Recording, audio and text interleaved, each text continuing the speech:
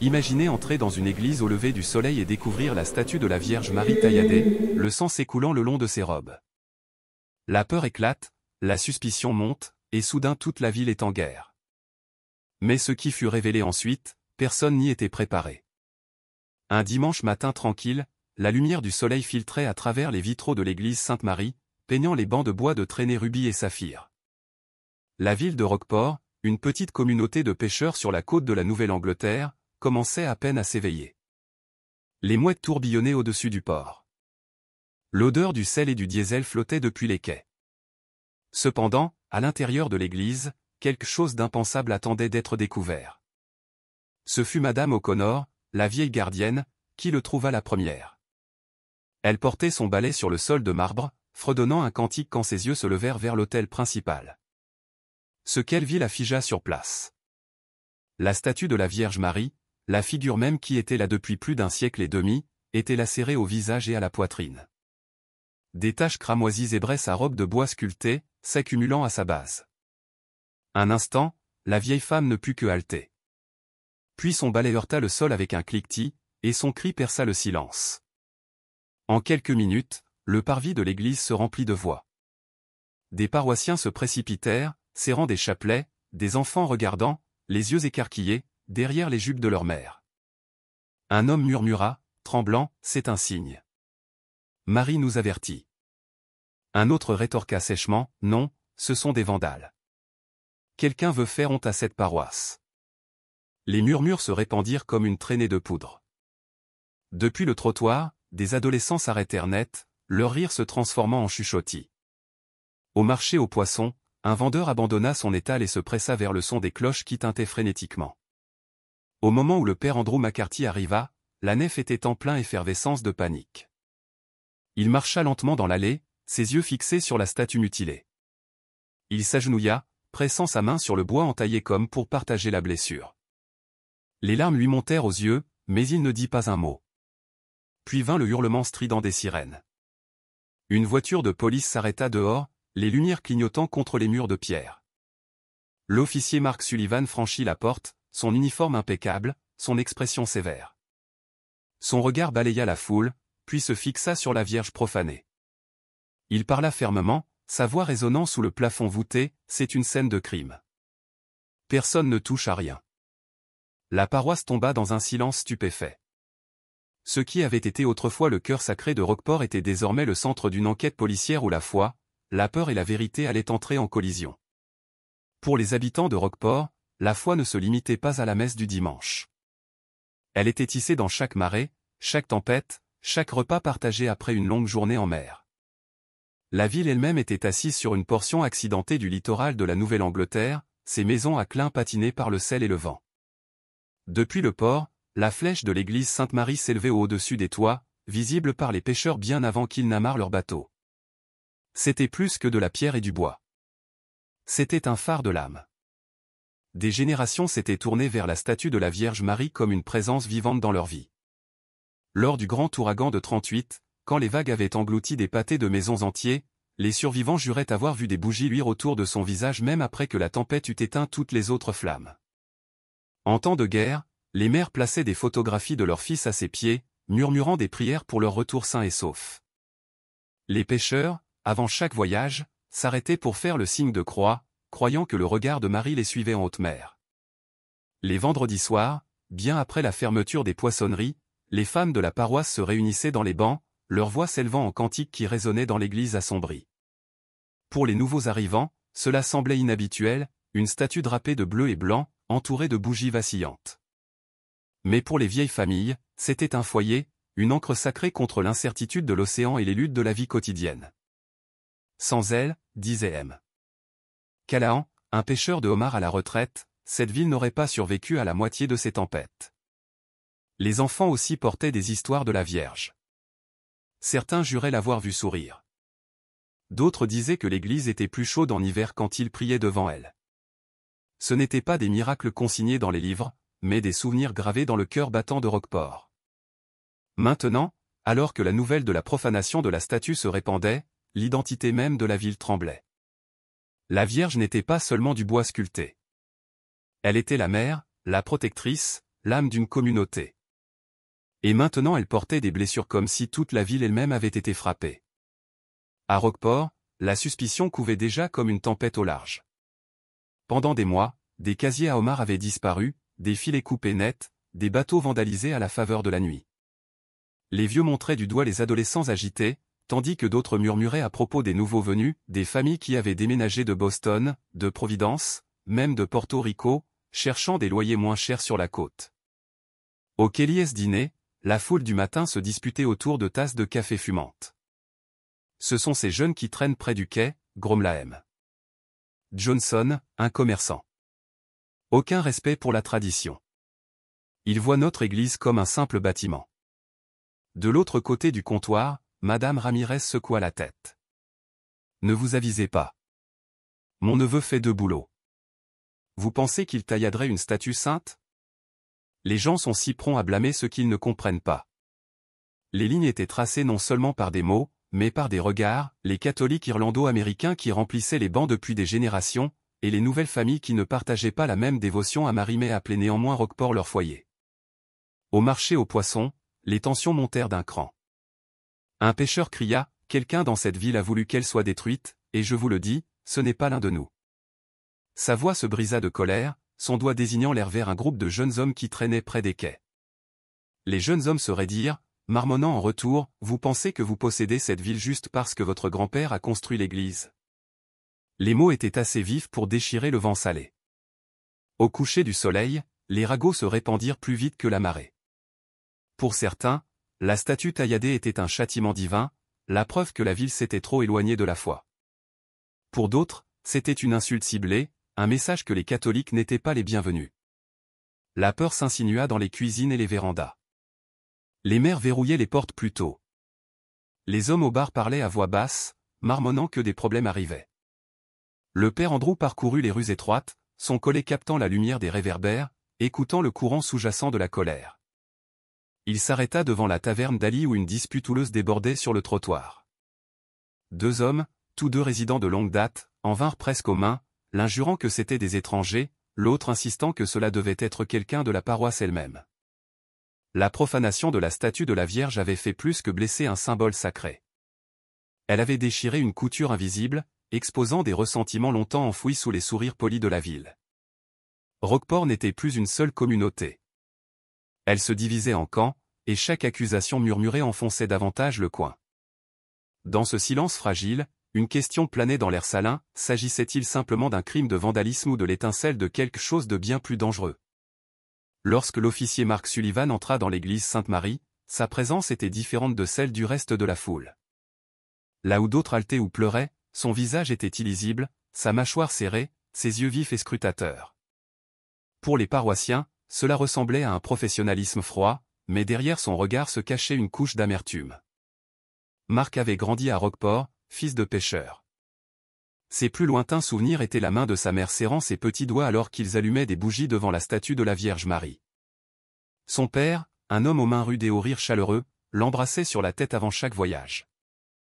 Et chaque fois sa mère murmurait, « Marie, garde-le en sécurité en mer. » Un soir d'automne, une tempête s'était levée plus vite que les radios n'avaient pu avertir. Le père de Mark n'était jamais revenu. Pendant des jours, le port avait cherché. Les vagues n'avaient rien rendu. Sa mère s'était agenouillée dans l'église jusqu'à ce que ses genoux saignent, implorant Marie pour un miracle. Mais le silence était la seule réponse. Elle était morte 2 hivers plus tard, son cœur usé par le chagrin. Le garçon qui s'agenouillait autrefois devant la statue se tenait maintenant devant elle en homme en uniforme, sa foi enterrée avec ses parents. Il n'était jamais revenu, sauf en service. Et maintenant le visage de la Vierge était balafré, saignant de peinture et de résine, tout comme sa propre foi avait été déchirée des années auparavant. Les habitants ne connaissaient pas son histoire, pas entièrement. Pour eux, Mark était l'officier qui ne bronchait pas, qui gardait son calme quand des bagarres éclataient sur le quai. Mais certains se souvenaient de la veillée de sa mère, de ses cris résonnant dans l'église à minuit. Ils se souvenaient comment, après ses funérailles, le garçon avait cessé d'assister à la messe. Alors que Mark délimitait l'autel avec du ruban jaune, un silence tomba sur les paroissiens. Un vieux pêcheur murmura, même lui semble ébranlé.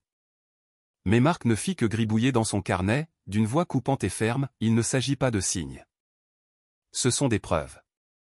Celui qui a fait ça a laissé quelque chose derrière lui, et nous allons le trouver. Le père Andrew le regarda attentivement. Dans les mouvements raides de l'officier, il vit non seulement le devoir, mais un mur construit au contre la croyance. Le prêtre murmura à un paroissien voisin, il était l'un des nôtres autrefois. N'oubliez pas cela. Dehors, les murmures suivirent Marc alors qu'il traversait le parvis de l'église. Certains se demandaient s'il se souciait vraiment de la Vierge ou si ce n'était qu'une autre affaire à classer.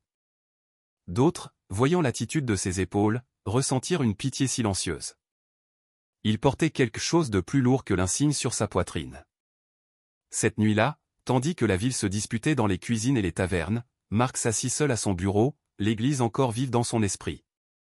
Il se souvint des mains de sa mère jointes en prière, de la façon dont sa bougie vacillait sur le visage de bois de Marie. Et pour la première fois depuis des années, il ressentit la douleur d'une blessure qui n'avait jamais guéri. Ce qu'il ignorait, c'est que l'affaire devant lui, bois ensanglantés, murmures de blâme, une communauté qui se désagrège le forcerait à affronter non seulement la vérité cachée à Roqueport, mais la foi brisée qu'il avait enfouie au plus profond de lui-même. L'enquête commença dans le silence, rompu seulement par le grattement des stylos sur le papier et le frottement des bottes sur le sol de marbre. Les officiers recueillirent des fragments de bois à la base de la statue, les scellèrent dans des sacs et marquèrent les endroits avec des étiquettes de preuve. Puis, l'un d'eux s'accroupit près de la balustrade de l'autel et ramassa un morceau de tissu raidi par du sang séché.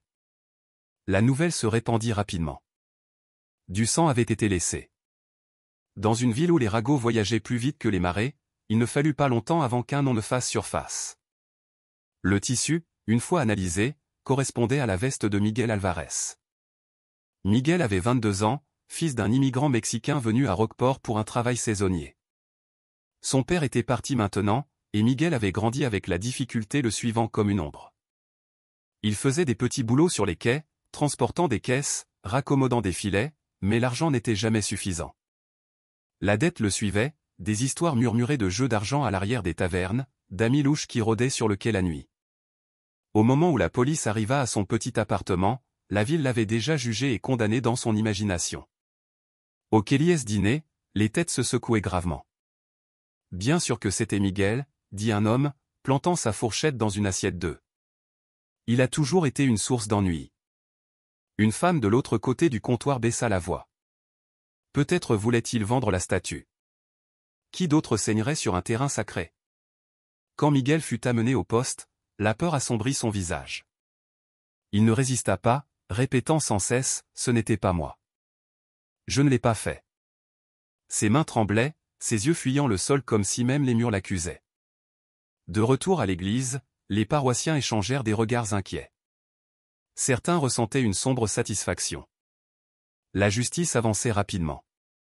D'autres, surtout la jeune génération, se demandaient tout aussi la ville n'était pas trop prompte à blâmer l'étranger, celui qui n'appartenait jamais vraiment.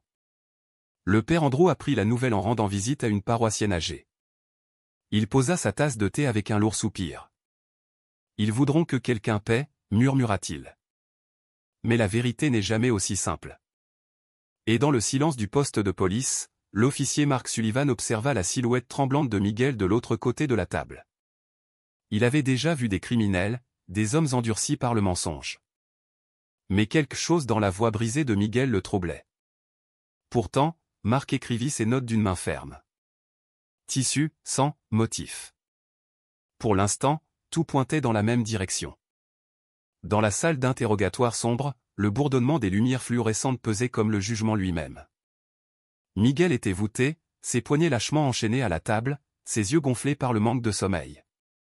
Les officiers avaient terminé leurs questions des heures plus tôt, le laissant seul avec le silence. Pour la ville à l'extérieur, sa culpabilité était déjà gravée dans le marbre. La porte s'ouvrit avec un grincement. Ce n'était pas un autre officier qui entra, mais le père Andrew McCarthy. Le prêtre ne portait ni dossier, ni insigne, seulement un chapelet glissé dans la poche de son manteau.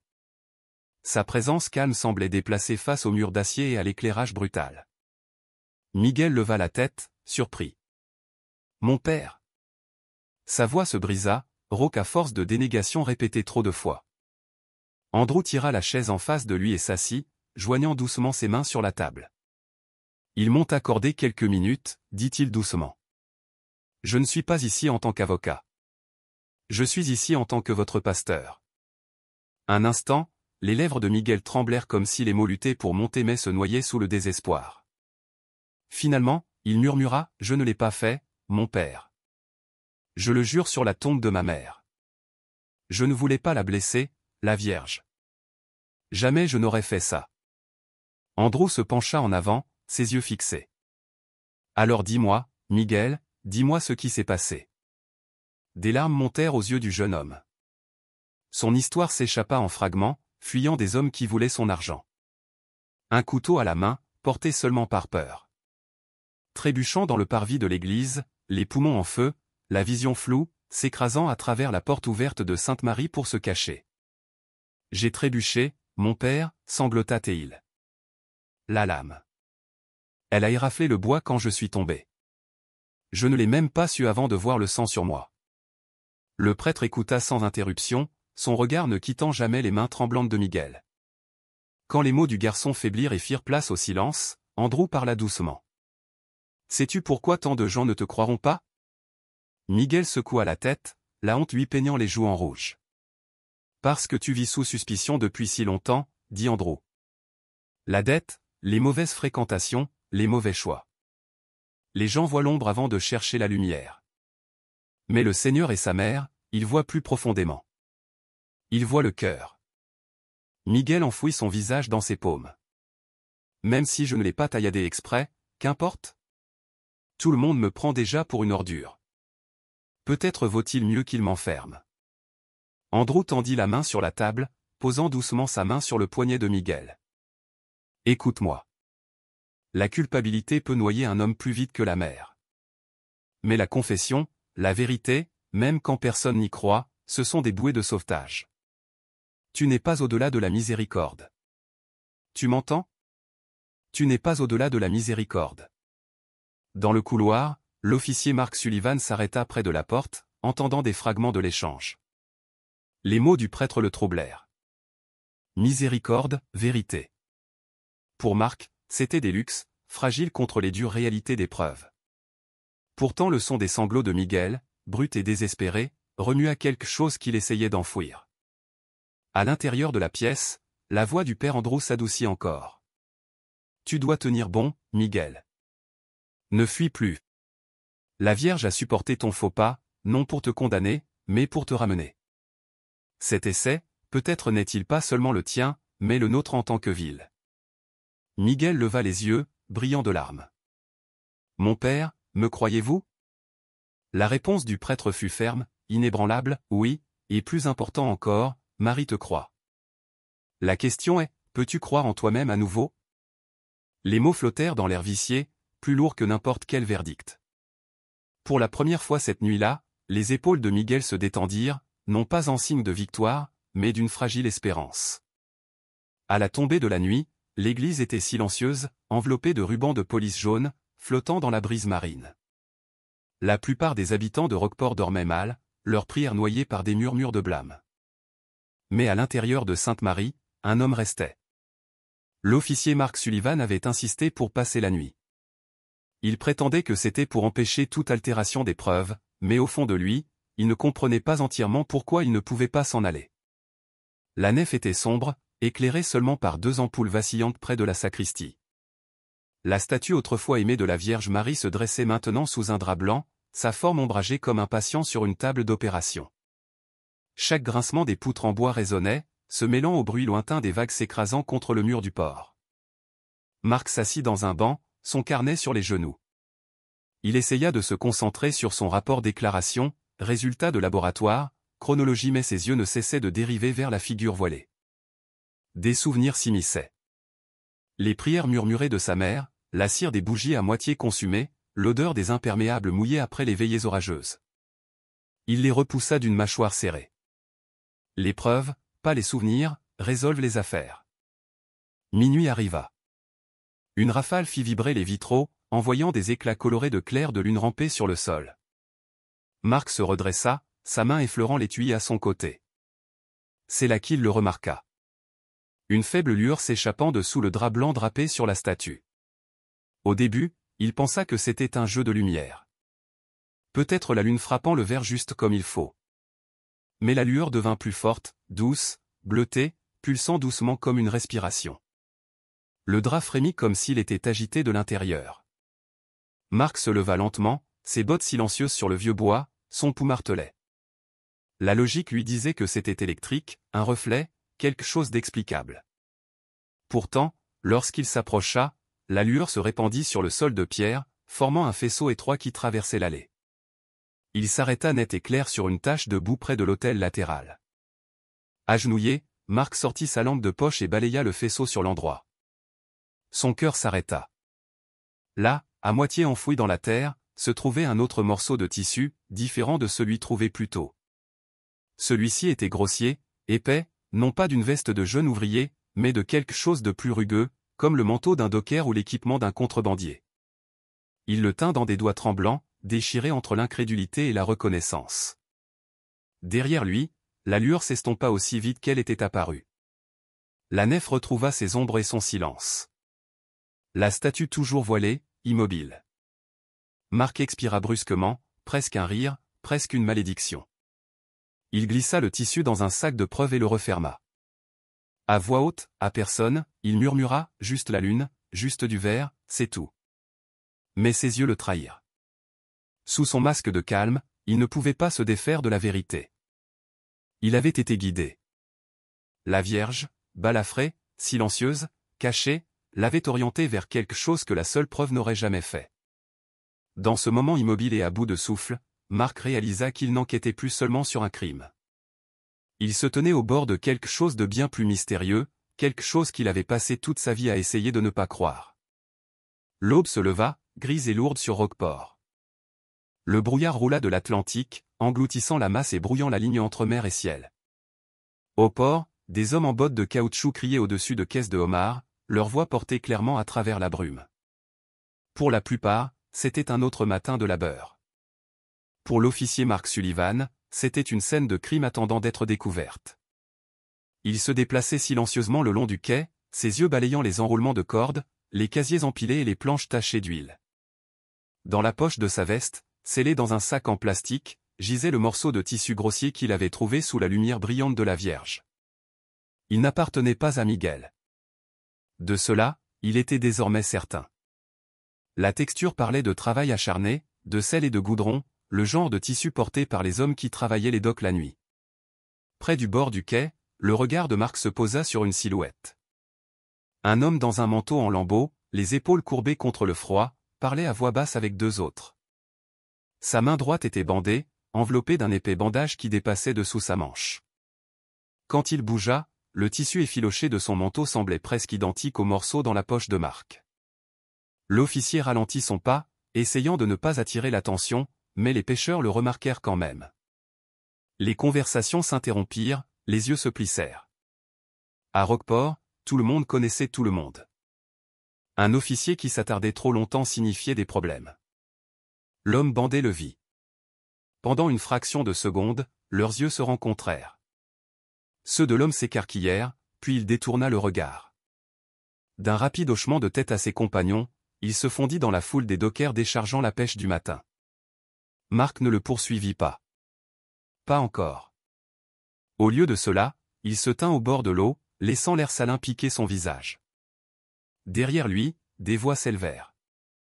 Des pêcheurs murmurant des soupçons, des travailleurs le regardant avec lassitude.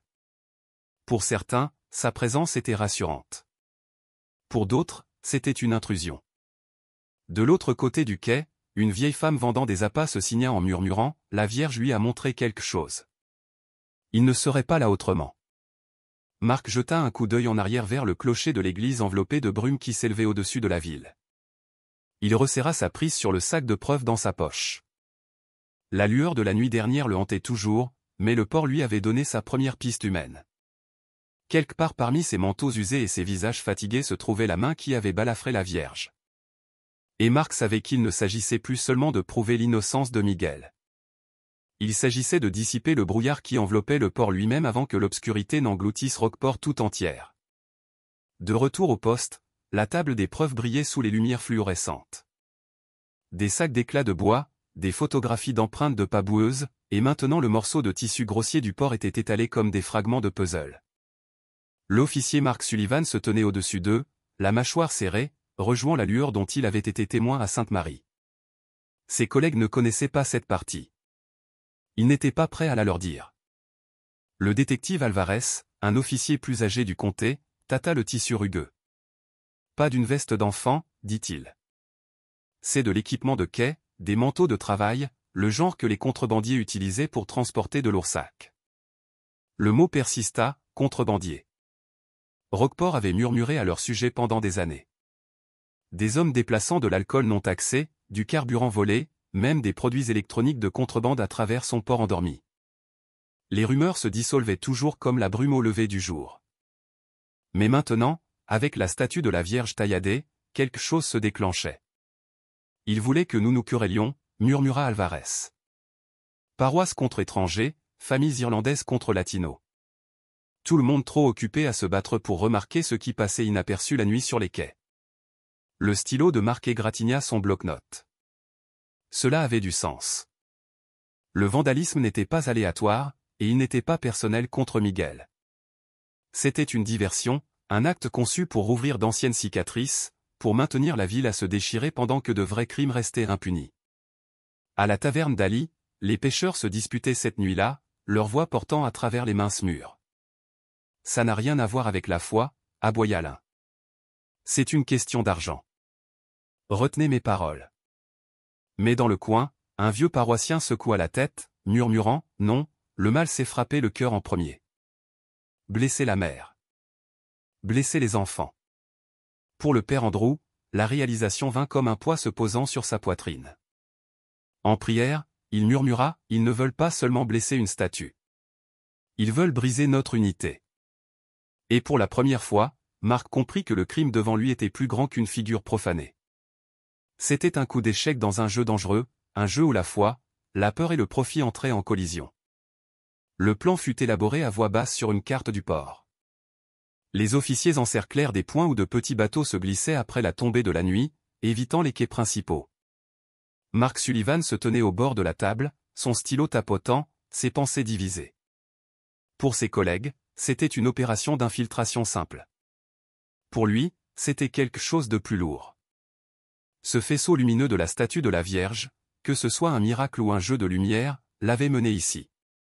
Et maintenant, l'unité de la ville dépendait de ce qui allait se passer ensuite. Le samedi soir arriva avec un vent froid coupant l'eau. La lune n'était qu'un croissant, se cachant derrière des nuages agités. Le long du quai, des officiers s'accroupirent entre des piles de casiers à homards et des caisses, les radios coupées, les bottes trempées dans l'eau de mer. Le port sentait le diesel et le sel. Chaque son, le grincement de la corde, le claquement de la toile semblait amplifié dans l'obscurité. Vers minuit, des ombres émergèrent du brouillard. Une petite barque accosta silencieusement, son moteur coupé alors que 3 hommes soulevaient des sacs de jute sur les planches. Leur manteau était de la même texture grossière que le morceau que Marc avait dans sa poche. Un homme ajusta le bandage sur sa main, grimaçant en soulevant une autre charge. Le pouls de Marc s'accéléra. Il signala avec 2 doigts. Des lampes de poche s'allumèrent, leurs faisceaux tranchant la brume. Police, laissez tomber les sacs. La nuit éclata dans le chaos. Les contrebandiers se dispersèrent. L'un fonça vers le bateau, un autre fila le long du quai. Des officiers criaient, des bottes martelant le bois mouillé. Une bagarre éclata près d'une pile de caisses. Des grognements, des jurons, le cliquetis des chaînes. Marc sprinta après l'homme bandé. Le fugitif glissa, s'écrasant sur les planches glissantes, un sac s'ouvrant à côté de lui. Des appareils électroniques se répandirent sur le quai, scintillant sous les faisceaux des lampes de poche. Épinglé au sol, l'homme cracha des jurons jusqu'à ce que les menottes se serrent. À bout de souffle, Marc se pencha, sa voix dure, « Vous étiez à Sainte-Marie, n'est-ce pas ?» Les yeux de l'homme brillèrent de défi, puis de peur. Au poste des heures plus tard, sous interrogatoire, le contrebandier craqua finalement. Ces mots étaient amers, crachés entre des dents serrées. Nous voulions que vous vous battiez tous. Paroisse contre étrangers, flics contre catholiques. Pendant que vous vous déchiriez, nous faisions passer des marchandises sous votre nez. Il marqua une pause, puis ajouta d'un murmure tremblant, « Mais cette nuit-là, quand nous avons tailladé la statue, quelque chose s'est passé. » Une lumière, aveuglante, sortant directement d'elle. Nous avons couru. Je jure que nous avons couru. Les officiers échangèrent des regards sceptiques. L'un marmonna, « Gardez les histoires de fantômes pour vous. » Mais Marc ne dit rien. Il se souvint de la lueur, du faisceau pointant vers la boue, du morceau de tissu. Les mots du contrebandier n'étaient pas des mensonges. Pas entièrement. De retour à Roqueport, la nouvelle de l'arrestation se répandit à l'aube. Certains célébrèrent la justice. D'autres tremblèrent à l'idée de criminels osant profaner un lieu saint. Pour le père Andrew, la nouvelle apporta à la fois soulagement et tristesse. Les blessures de la Vierge avaient révélé la vérité. Mais la blessure plus profonde, la fracture de la confiance, avait encore besoin de guérison. Marc sortit du poste sous la pâle lumière du matin. L'affaire était loin d'être terminée. Mais une chose était certaine. La bataille de Roqueport n'était plus contre les ombres sur les quais. C'était un combat pour son âme. Le dimanche matin, la ville se réveilla avec des titres, « Réseau de contrebande démantelé dans le port de Roqueport ». La radio détaillait la contrebande saisie et les arrestations effectuées. Mais ce qui saisit la paroisse plus que les marchandises ou les menottes, fut la révélation murmurée de porte en porte et autour des tables de cuisine, Miguel Alvarez n'était pas celui qui avait balafré la statue de la Vierge. À Sainte-Marie, la nouvelle se répandit dans les bancs avant la messe. Les paroissiens se regardèrent, les yeux écarquillés, la culpabilité vacillant là où la colère avait brûlé autrefois. Madame O'Connor, qui avait crié la première à la vue de la profanation, murmura, tremblante, « Le garçon était innocent depuis le début. » Ces mots planèrent lourdement dans l'air. Cet après-midi-là, l'officier Mark Sullivan escorta Miguel dans le parvis de l'église. Les poignets du jeune homme étaient libres maintenant. Pas de menottes, seulement des marques brutes des chaînes qui avaient coupé plus profondément que l'acier, les chaînes de l'accusation. Ses yeux balayèrent nerveusement la foule rassemblée à l'extérieur. Des mères qui l'avaient autrefois éloigné de leurs enfants, serraient maintenant leurs lèvres, incertaines de savoir comment croiser son regard. Marc s'arrêta devant la statue de la Vierge, toujours voilée, mais se tenant plus droite maintenant que la vérité était connue. Il se tourna vers Miguel, sa voix ferme mais douce, « La loi vous a innocenté, mais la partie la plus difficile est de laver votre propre vie. » Il posa une main sur l'épaule de Miguel, non pas en tant que policier, mais en tant qu'homme. Un silence tomba. Puis le père Andrew s'avança, ses ornements liturgiques captant la lumière du soleil. « Frères et sœurs, commença-t-il, pendant des jours nous avons été déchirés par la peur. Nous nous sommes jugés les uns les autres, et nous avons condamné un fils innocent de cette ville. Mais les blessures de Marie n'étaient pas destinées à nous diviser. Elles étaient destinées à révéler la vérité. Le mal a essayé de nous monter les uns contre les autres. Pourtant, nous sommes ici, rappelez que la lumière trouve toujours un chemin. » Certains baissèrent la tête de honte. D'autres essuyèrent des larmes. Un pécheur murmura, « Je l'ai traité de criminel. Que Dieu me pardonne. » Une jeune mère murmura, « Nous l'avons tous fait. » Miguel, la voix tremblante, parla finalement. « J'ai fait des erreurs. J'ai été insensé. J'ai été faible. Mais je jure devant la Vierge que je n'ai jamais voulu faire de mal. Merci de ne pas m'avoir complètement abandonné. Je veux recommencer, honnêtement cette fois. » Du bord de la foule, un garçon s'élança, tendant à Miguel un petit bouquet de fleurs sauvages. Le geste, aussi simple soit-il, brisa la tension. Des rires se mêlèrent aux sanglots. Lentement, les applaudissements montèrent, hésitant d'abord, puis gonflant jusqu'à ce que le parvis en résonne. Pour Marc, le son l'envahit comme une marée. Il avait passé des années à sceller son cœur contre la foi. Mais à ce moment-là, en regardant une communauté pardonnée, il sentit quelque chose bouger en lui. Pas une victoire, pas un soulagement, quelque chose de plus profond. Une fissure dans le mur qu'il avait construit depuis l'enfance. Les cicatrices de la Vierge demeuraient. Mais pour Roqueport, ce n'était plus des blessures. C'était la preuve que la miséricorde avait triomphé de la suspicion. Le soir suivant, Sainte-Marie brillait comme une lanterne contre le port assombri. Des bougies bordaient chaque banc, leurs flammes vacillant sous les voûtes. Les familles remplirent l'église jusqu'à ce qu'il n'y ait plus de place pour se tenir debout. Ce n'était pas une messe ordinaire. C'était une messe d'action de grâce, une chance de guérir des blessures plus profondes que les entailles sculptées dans la statue de la Vierge. Quand le voile fut levé, des halètements parcoururent la foule. La figure de bois de Marie portait toujours ses cicatrices, de longues entailles sur son visage et ses robes. Pourtant, dans la douce lumière de centaines de bougies, ses blessures ne semblaient plus grotesques. Elles semblaient transformées. Des marques de survie, de vérité mises en lumière. Le père Andrew monta à la chaire, sa voix ferme mais teintée d'émotion. « Mes amis, dit-il, la mère que nous aimons a été avec nous à travers les tempêtes, les guerres et la perte. Cette semaine, son image a été attaquée, mais c'est notre foi qui a été véritablement testée. Nous avons vacillé. Nous avons accusé. Nous avons douté. Pourtant, Marie nous a montré quelque chose de plus grand. Que même blessée, elle est toujours notre protectrice. Même balafrée, elle brille toujours. » Dans les bancs, les têtes s'inclinèrent. Certains pleuraient ouvertement. Madame Ramirez serra plus fort la main de son fils, murmurant « Nous avons failli nous perdre dans la suspicion. » Puis le regard du père Andrew changea. « Parfois, continua-t-il, Dieu choisit les moins attendus pour nous rappeler sa présence. Un garçon que beaucoup d'entre vous ont condamné a tenu bon dans son innocence. Et un officier qui avait autrefois abandonné sa foi a été ramené à l'hôtel ce soir. » Tous les yeux se tournèrent. Mark Sullivan, debout près de l'avant, se figea. Pendant des années, il était resté en marge, endurci par le chagrin. Maintenant, devant la statue balafrée, quelque chose en lui se libéra. Il s'avança lentement, chaque pas résonnant dans le silence. Au pied de la Vierge, il s'agenouilla. Pour la première fois depuis l'enfance, sa main traça le signe de la croix. L'église éclata, non pas en bruit, mais en chant. Les voix s'élevèrent, cantique après cantique, résonnant contre les murs de pierre.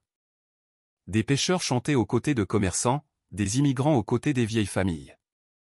Pendant un instant, Roqueport ne fut pas divisé par la suspicion ou l'histoire, mais lié ensemble dans une harmonie qui semblait presque céleste. Dehors, l'Atlantique rugissait contre la digue, mais à l'intérieur de Sainte-Marie, la paix tenait bon. Les enfants allumèrent de nouvelles bougies. De vieux couples se tenaient la main. Et au centre, le visage blessé de la Vierge Marie brillait doucement, comme pour dire, même les cicatrices peuvent porter la grâce. Alors que le dernier cantique s'estompait, le père Andrew parla une fois de plus. La foi ne nous protège pas de la souffrance. La foi nous donne la force de l'endurer ensemble. La statue de la Vierge ne sera jamais la même, et nous non plus. Mais c'est peut-être cela le miracle. À travers notre brisure, la lumière a trouvé son chemin. Les cloches sonnèrent dans la nuit, résonnant sur le port et la ville au-delà. Pour Roqueport, l'épreuve s'était achevée non pas dans l'amertume, mais dans la renaissance. Si cette histoire a touché votre cœur, veuillez aimer cette vidéo et vous abonner à Touch by Grace. Rejoignez-nous alors que nous continuons à partager des histoires de foi, de miracles et d'espoir. Des rappels que même dans nos heures les plus sombres, la lumière trouve toujours un chemin.